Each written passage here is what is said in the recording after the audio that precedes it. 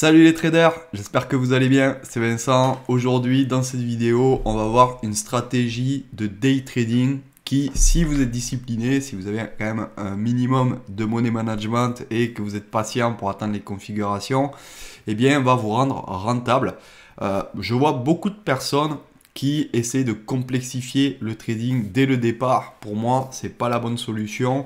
Je pense que le trading, il doit se prendre de manière simple au début. Et ensuite, si on veut essayer de le complexifier, c'est-à-dire mettre de l'order flow dedans, essayer de rentrer avec des stops vraiment petits au bon moment, etc. Eh bien, ça demande quand même une certaine dextérité. C'est-à-dire que il faut arriver à savoir lire un marché et il faut avoir une certaine expérience pour monter, si vous voulez, en compétence et arriver à rentrer sur des petits mouvements ou avec des petits stops au bon moment, au moment du départ du mouvement. Et ça, c'est vraiment pas facile tant qu'on n'a pas de l'expérience, tout simplement. Donc, moi, ce que je vais vous montrer là, c'est un trading qui est relativement simple. Il y a quelques quand même indicateurs, hein, mais si vous l'appliquez, vous serez rentable. Et petit à petit, après, une fois rentable, eh bien, vous pourrez vous amuser à rentrer plus précisément ou à mettre des indicateurs comme par exemple du footprint ou un carnet d'ordre pour essayer de rentrer plus précisément. Allez, c'est parti. Alors nous voici sur un graphique du SP500. J'ai pris un graphique en 1 minute parce que je sais que tout le monde n'a pas le reversal bar. Moi je trade beaucoup en reversal bar, j'affiche pas le 1 minute, mais je sais que voilà, j'ai eu pas mal de commentaires me disant que les gens n'avaient pas accès au reversal bar, c'était un peu compliqué. En plus, le reversal bar, faut quand même l'adapter à l'actif que l'on trade, hein. Par exemple, sur le SP, moi je trade en 4 ticks reversal.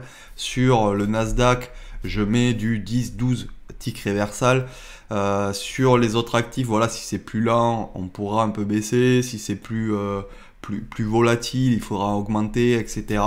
Donc, j'ai décidé de le faire sur du 1 minute, comme ça, je suis certain que tout le monde, avec n'importe quelle plateforme, puisse avoir accès au graphique 1 minute. Et je vais rajouter quelques indicateurs qui, quand même, sont pour moi essentiels, hein. Alors, le premier indicateur, je vais ajouter les volumes. Ça, les volumes, c'est quelque chose qui est quand même essentiel, hein, pour pouvoir savoir si dans un mouvement, il y a une intention ou pas. Voilà, ça permet aussi de détecter les fausses cassures. C'est assez intéressant. Ensuite, je vais ajouter le VWAP. Le VWAP qui, pour moi, sert beaucoup pour avoir un biais. Voilà, vous savez dans quel sens va le marché. Vous n'avez pas besoin de réfléchir, hein. Donc, je vais ajouter le VWAP. Alors, je vais peut-être enlever les extensions. Quoique, on peut garder les extensions, hein, c'est pas mal. Je vais même peut-être rajouter une extension.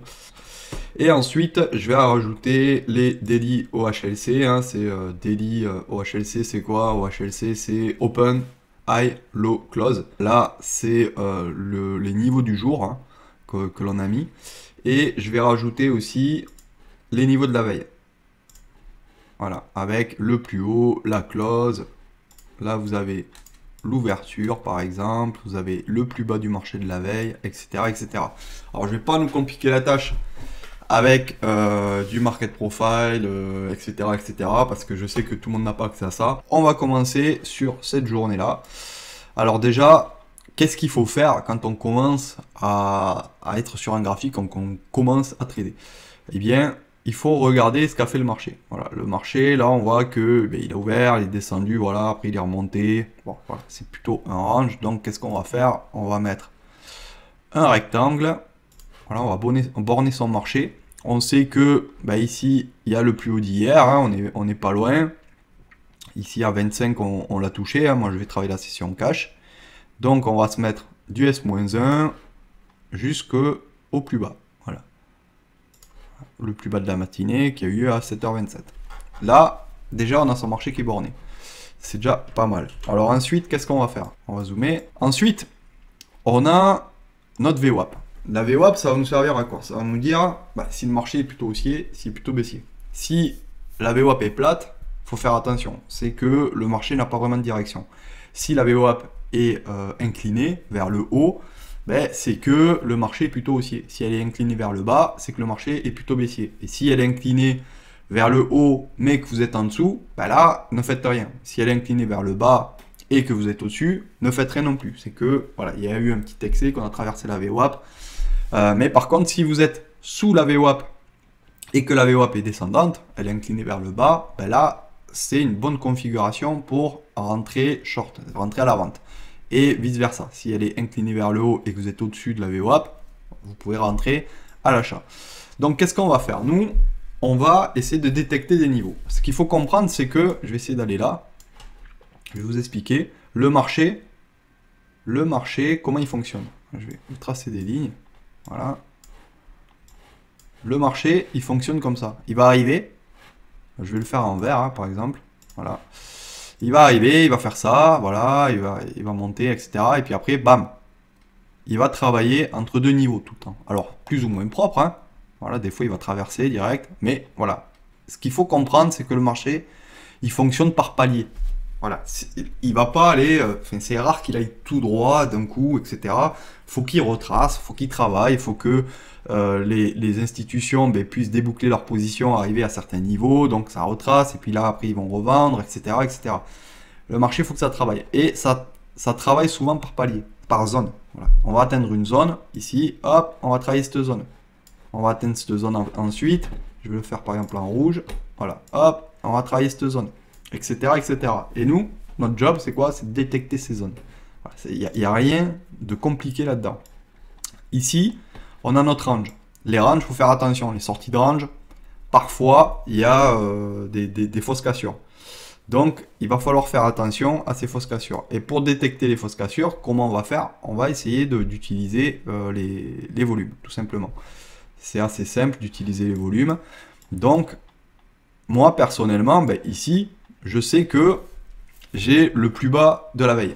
Donc, je ne vais pas essayer d'intervenir ici parce que, regardez, on a déjà eu une petite fausse cassure ici précédemment. Donc, soit je vais attendre un gros mouvement avec vraiment un beau setup, hein, c'est-à-dire une belle cassure avec un magnifique volume supérieur aux autres et un pullback sans trop de volume, et puis derrière, on commence à casser les plus bas. Voilà, soit j'attends ça, soit il n'y a pas ça et je vais attendre voilà, une autre config, soit un gros volume s'il n'y a pas de S-1 low par exemple, où il n'y a pas de niveau proche.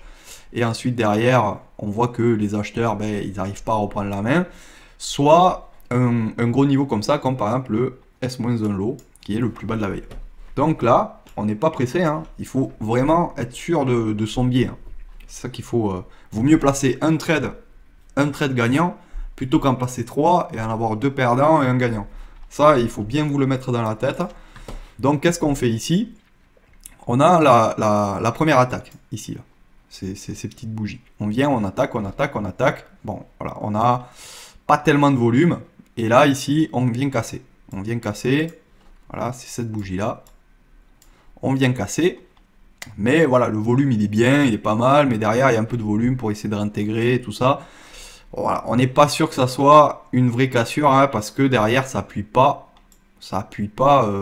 très fort niveau volume.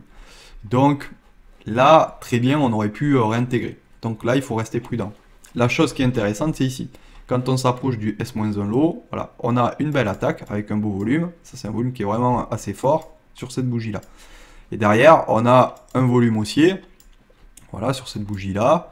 Mais ça, on va pas très loin, si vous voulez. Là, qu'est-ce qu'on prend comme référence? On voit qu'ici, on a un trait rouge. C'est quoi? C'est la SD3. Cette SD3, on voit qu'elle tient depuis le début. Voilà, depuis le début qu'on sort de ce range là, on voit que ça tient. On n'arrive pas à repasser au-dessus, à part ici un peu, mais sinon on n'arrive pas à repasser au-dessus. Donc là, on n'est pas passé au-dessus, on n'a pas cassé de niveau important sur la réaction, donc on est toujours dans un flux baissier. On est toujours dans une configuration où les vendeurs ont la main.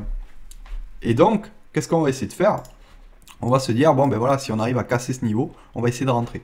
Donc là en intraday, qu'est-ce qu'on peut faire? C'est soit on attend que le mouvement passe, on voit que les acheteurs ensuite, ils ont plus de jus, voilà, ils mettent plus de volume.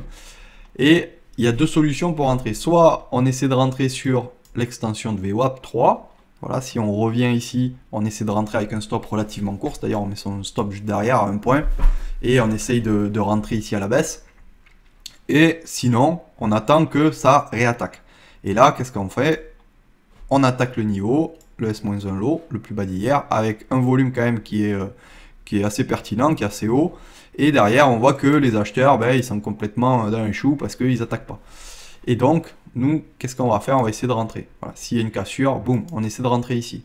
Notre stop, on le met on le met juste derrière, pardon, l'extension de VWAP 3. Parce qu'on voit que depuis le début, elle tient. Voilà. Si jamais on franchit cette extension, on se met pas dessus. Voilà, mettez pas un stop auto-ancré sur l'extension, parce que des fois on peut venir toucher et repartir. Mais mettez-le, voilà, 3-4 ticks derrière, hein, laissez quand même le prix travailler. Et ensuite, voilà, on va essayer de prendre ces TP au fur et à mesure.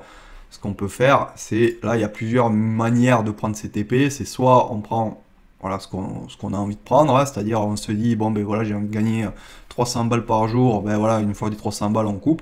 Soit on se dit, bon, ben voilà, si par exemple, on refranchit la SD3, ben là, je sors.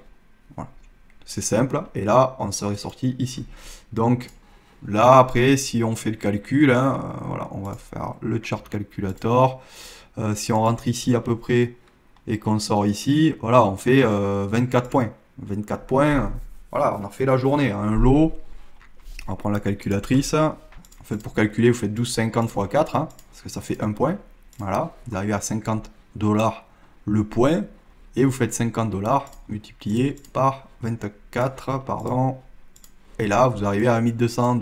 Voilà. Alors, c'est des gros chiffres, mais vous n'êtes pas obligé de trader en mini. Hein. Vous pouvez trader en micro, vous pouvez prendre plusieurs micro-lots, etc., etc. Après, ça, c'est à vous de vous adapter vraiment à votre money management, à ce que vous voulez faire, etc. Et ensuite, voilà, on retourne ici, on refranchit. Hein. Et là, est-ce qu'on achète? Non, faut pas acheter. Faut essayer d'être prudent. Parce qu'on sait que, ici, regardez. On a notre S-1 lot ici. On l'a franchi, mais on n'a pas fait de pullback dessus. Donc, la config, elle pourrait être, je descends, je fais un pullback, et je repars à la baisse. Donc ça, il faut se méfier. Et surtout que on est toujours sous la VWAP, ici. Donc, c'est pas acheteur. C'est pas acheteur. Ça, c'est quoi? C'est considéré comme une récupération. Pour le moment. C'est une récupération. C'est pas un mouvement haussier. C'est un mouvement correctif. Donc, une fois qu'on commence à venir ici, voilà, on voit qu'on franchit la S-1 low, c'est-à-dire le plus bas de la veille. On voit qu'il y a quand même du volume. On vient franchir ici la VWAP avec du volume. On voit qu'il y a une petite réaction des vendeurs, mais ils n'arrivent pas vraiment à réintégrer les plus bas, enfin le S-1 low, ils n'arrivent pas à le reprendre. Et derrière, bon voilà, pam, pam, pam, ça attaque, ça attaque, ça attaque. Et là, ce qui est intéressant, c'est qu'on réattaque le range. Donc le range, ça, vous pouvez le trader si vous voulez. C'est un peu risqué, mais bon, généralement, quand un marché réintègre un range, un ancien range comme ça, généralement, quand il le réintègre, il retourne en haut. Voilà. Donc là, si vous essayez de prendre un setup ici, ce qu'il faut faire, c'est regarder les volumes. Ici, il y a une réintégration. Belle réintégration, ici, voilà, à ce niveau-là. Derrière, il faut regarder si ils arrivent ou pas à bien réintégrer. Donc, ce que vous pouvez faire ici, c'est vous dire, bon, ben, je vais tracer un petit rectangle.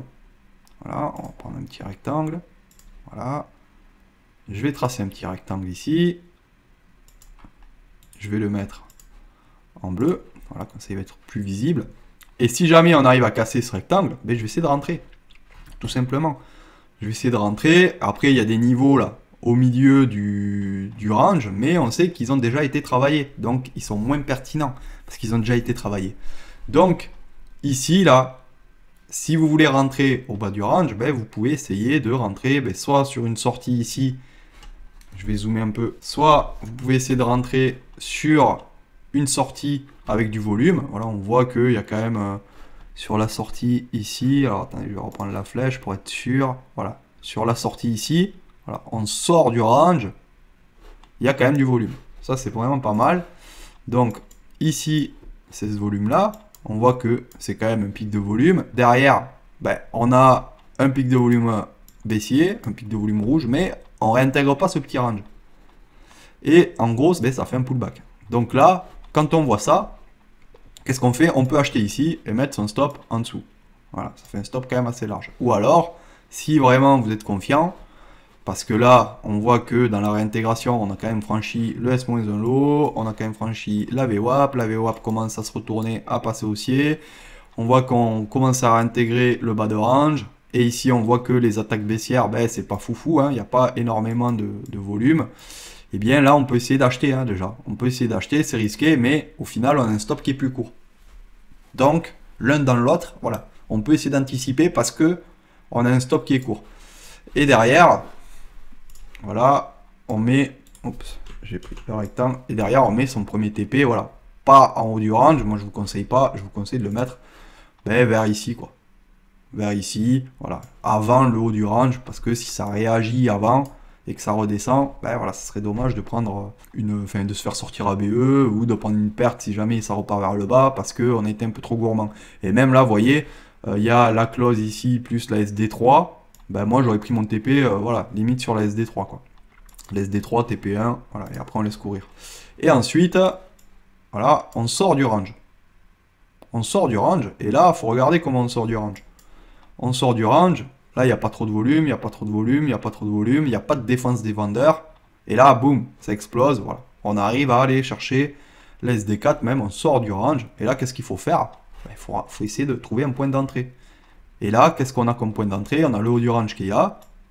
On a l'SD3 qui est là. Donc, on sait que cette zone-là, ici, c'est notre zone pour entrer.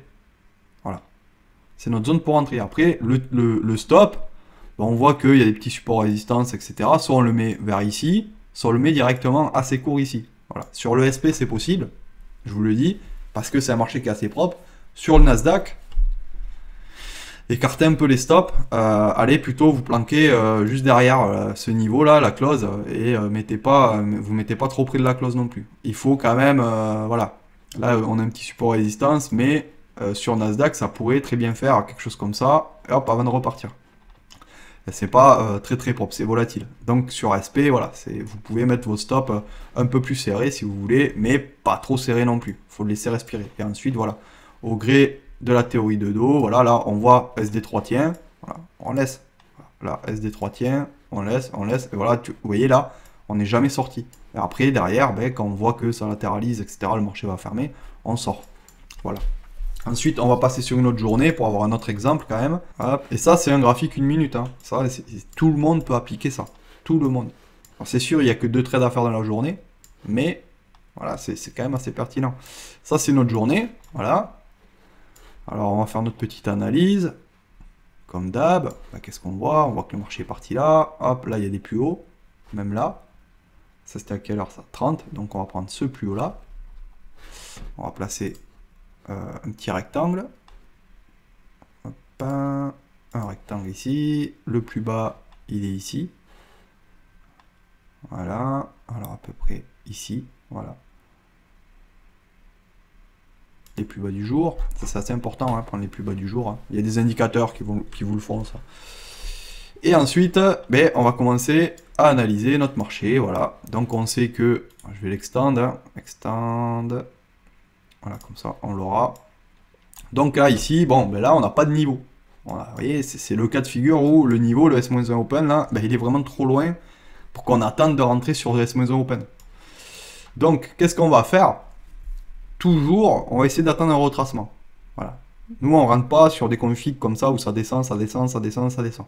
Voilà, faut attendre, ça descend, consolidation. Voilà. Est-ce que les acheteurs veulent contre-attaquer? Est-ce qu'ils veulent pas contre-attaquer? Et derrière, une fois que on sait que ben, les acheteurs, ils ont essayé de contre-attaquer ou pas, ou alors ils sont sortis, etc., et qu'on veut repartir vers le bas, c'est là qu'on va. Donc là, ici, pour analyser un peu, le VWAP est plat, pas de direction. On est en range. On vient franchir la VWAP, on vient la refranchir, etc. Donc la VWAP, voilà, elle n'est pas très pertinente là au départ. Et ensuite, qu'est-ce qu'on fait? On sort du range. On sort du range avec un beau volume. on sort du range, il y a du beau volume, il y a du beau volume, il y a du beau volume. Là, ben, on ne peut pas rentrer hein, pour l'instant, parce qu'on n'est pas sûr, on n'a pas de point d'entrée. Et là, bam, le marché retrace. Donc là, limite, notre point d'entrée, ça serait ici. Donc ici, si on revient ici avec du volume, voilà, si on revient attaquer ici avec du volume, mais il faut du volume, ça c'est important. Là, on peut se permettre d'entrer. Si on revient ici, mais qu'il n'y a pas de volume, c'est-à-dire on franchit comme ça, légèrement de 1 point, mais qu'il n'y a pas de volume, on ne rentre pas. Voilà, il faut du volume, il faut voir l'histogramme de volume, monter comme ça, et se remplir au fur et à mesure que le prix descend. C'est très important. Et derrière, bon, ben voilà, on voit que ben, finalement, ça n'a pas été attaqué. Hein. Les volumes baissent, les volumes baissiers, ben, ils sont en diminution. Et là, pam, on réintègre. Bon, là, réintégration, on voit que on commence à mettre du volume. Vous voyez, c'est pas mal. Hein. La limite, ben, on peut faire la même tactique que tout à l'heure. Hein. Là, on a un petit range. Voilà, on voit qu'on a des volumes en augmentation. Ici, ce volume-là, je vais zoomer, parce que sinon, sur la vidéo YouTube, ça va être compliqué. Ici, cette bougie-là, c'est celle-ci. Voilà, on voit qu'on a une augmentation des volumes. On va pour intégrer le range, on voit que les vendeurs, ben, ils sont dans les choux. Là, ici, là, on peut essayer de jouer ben, la cassure, quoi. La cassure du range. Ou alors, la chose à faire, c'est soit on essaie de jouer la cassure, soit on atteint un pullback. Voilà, ça, là, il n'y en a pas. Là, il n'y en a pas. Alors peut-être là, il y en a un, mais vu le volume de ces deux grosses bougies, moi, je ne savais pas forcément rentrer dessus. Donc du coup, là, ben, si on n'a pas de point d'entrée, on attend. Hein. Bon, si on s'est loupé la réintégration, tant pis. Hein, des fois, on n'a pas de setup. Et ensuite, regardez, là, que je vous disais, vaut mieux prendre ces TP un peu avant le haut du range. Vous voyez pourquoi? Vous voyez, ça, sur les SD3, vaut mieux voilà, se mettre un tick ou deux avant les SD3, ou un gros niveau en haut du range, comme ça on est exécuté. Et là, par exemple, si on était rentré ici, ben, on peut se faire sortir ABE. Si on a mis ABE, c'est assez dommage d'avoir gagné déjà tout ça et de s'être fait sortir ABE. Ensuite, voilà, c'est du range, hein, trading range. Donc là, ben, on peut trader le range. Hein. Si on connaît bien les volumes, on sait que ben, là, ça attaque pas, hein, parce qu'il n'y a pas énormément de volume, etc. Donc, etc., etc. Et puis là, on range. On range, on range, on range. Je vais dézoomer un peu. Voilà, on attend. Et là, 18h49, voilà, la séance était assez longue. Hein. Des fois, il n'y aura pas des setups tous les jours, hein, quand on fait de l'intraday. Et là, 18h49, qu'est-ce qu'on a? Voilà, sortie de range. Sortie de range, ça c'est vraiment pas mal. Et là, on sort du range. Voilà, il y a quand même un petit peu de volume. C'est pas trop mal. Et là, boum. Qu'est-ce qu'on fait? On fait une sortie. Alors là, deux solutions. On est quand même assez loin ici, là. On est au-dessus de la SD4, etc. Donc ça part vraiment très très fort. Il faut faire attention. Mais ce qu'on peut faire, c'est on prend des rectangles comme ça, là. On sait que ici, il y a un niveau. Voilà. Ça serait potentiellement un niveau où s'il y a un repli, on pourrait acheter. Hein. Voilà, vers ici. Voilà, soit sur la SD, soit vers ici. Tout ça, là, c'est une zone d'achat. Je vais d'ailleurs le mettre en vert. Tout ça, c'est une zone d'achat. Mais après, si ça ne veut pas retracer, ben, des fois, on est un peu...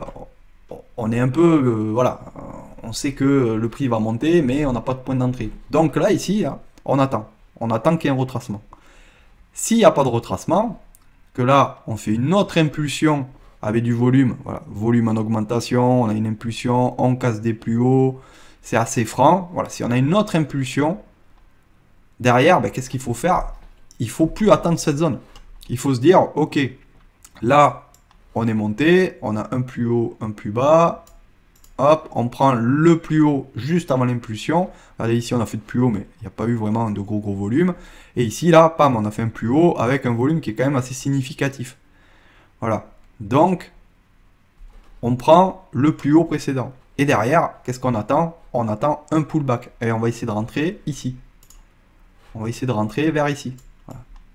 Sur cette zone-là, on essaie de rentrer. Ou peut-être un peu avant, parce que des fois, ça ne vient pas chercher exactement la zone.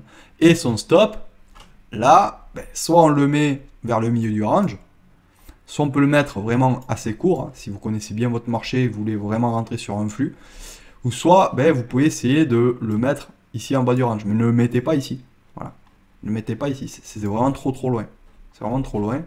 Et même ici, là, En bas du range, c'est vraiment loin. Moi, voilà, je prendrai là. Dès qu'on a fait des plus hauts, ici, là, qu'on casse les plus hauts, là, hop, on remonte le stop ABE direct. Mais il faut faire vraiment attention de ne pas avoir des stops trop larges. Mais là, voilà, vu que ça part vraiment violemment, on n'a pas vraiment de référence. Et la seule référence derrière laquelle on peut se cacher, c'est la SD4. Donc ensuite, voilà, qu'est-ce qu'on fait? On voit que la SD4 tient. On se dit, bah, tant qu'on ne franchit pas la SD4, on reste dedans. Voilà. Donc ici, qu'est-ce qu'on fait? Hop, on rentre. SD4, SD4, hop, on franchit la SD4, on sort. Voilà, ça fait un beau petit trade quand même. Ouais, on va calculer, chart calculator, si on rentre à peu près ici, on sort à peu près ici. Allez, on dit qu'on n'est pas très bien exécuté, qu'on a attendu un peu. Eh bien, ici on sort, on a quand même 8 points. 8, quasi 9 points. 9 points, c'est vraiment pas mal. 9 points, ça fait du allez, 450 balles, quelque chose comme ça. Et ensuite, regardez derrière, qu'est-ce qui se passe, hein. Boum, on revient taper la zone ici, du haut du range. Et là, bon, si vous êtes motivé, vous pouvez le tenter. Voilà, ça c'est le... Avec l'expérience, des fois on les tente, hein, mais voilà, il faut faire quand même attention sur ce genre de mouvement. Si on le tente, ici, il faut vraiment prendre le point pile poil. Là, on prend entre la SD et le haut du range, mais stop très court. Très court. Ou alors on le tente sur la remontée. Et derrière, voilà, le marché après latéralise, etc. Et c'est terminé. Voilà, cette vidéo est terminée. Bon, j'espère que ça a été instructif pour vous. Si vous voulez plus d'exemples, parce que là, j'ai fait que 2 journées, mais bon, voilà, je vais pas continuer à faire toute la semaine parce que la vidéo serait vraiment trop longue. Mais si vous voulez plus d'exemples, n'hésitez pas, mettez-le en commentaire. Vous pouvez aussi m'écrire des mails à contact@dmtrading.fr. Et n'hésitez pas à partager, à vous abonner au compte Instagram, ça fait toujours plaisir. Là, il grossit petit à petit, on a passé les 1000 abonnés. Je suis super content. Et on se retrouve dans la prochaine vidéo. Allez, à plus, ciao.